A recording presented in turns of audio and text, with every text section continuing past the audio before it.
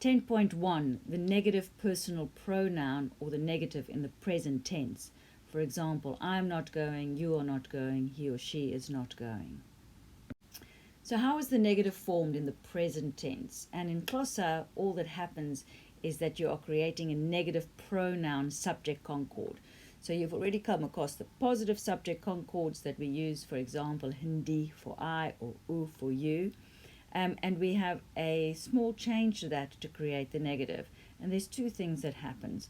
The first thing is we create a negative subject concord by adding an A to the front of the positive subject concord. So ndi hamba is I am going. Andi will become the negative subject concord. And the end of the verb changes from that hamba to hambi. And that makes negatives quite easy to recognize as listening for that E at the end. Just like you've had to learn the 6 positive subject concords really well, it's very important to know the 6 negative subject concords in the present tense. So for example, if we look here at I, you can see the A added to the front there, andi, such as andi hambi. The negative for you, where normally it's uhamba, is your positive. Your negative there is awu, which is the one in common use. Aku, probably the slightly more grammatically correct one. So you do not go or you are not going. Awu hambi or aku hambi. If we want to say he or she is not going, aka hambi.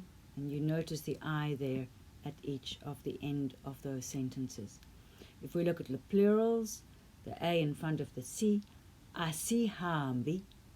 For you plural, you all are not going or you all do not go, ani hambi. Or for them, they are not going or they do not go, abba is your negative subject concord, abba hambi. There's another important rule when you do use the negative in the present tense, and that is that if you have a longer sentence with another word following that negative verb, the initial vowel falls away. So let's look at a few examples. So the simple sentence, I understand, is the positive present, and ndiaqonda, the positive present that I don't understand, andiqondi. If I want to say I speak isiXhosa though, ndithetha isiXhosa, that's the present tense, and the positive. If you want to put that into the negative, then that initial vowel of isiXhosa falls away, and you're saying andithethi isiXhosa. And the next example, uthetha isiNgesi na, that is a question, do you speak English? If you want to say you don't speak English, awuthethi isiNgesi na, and you see again that initial I has fallen away.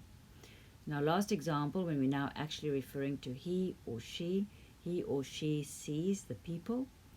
Ubona abantu is the positive sense, and when you put that into the negative, akaboni bantu, and again that A of the abantu has fallen away.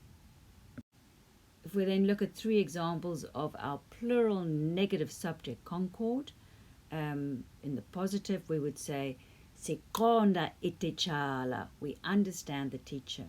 The negative of that will be asiqondi ititshala, and that I has fallen away. If we're saying you all in the plural are helping the people, ninceda abantu, and the negative of that is anincedi bantu, and again that A has fallen away there. And when we want to speak about they are looking over there, bajonga paya, and we want to say they are not looking over there, abajongi paya.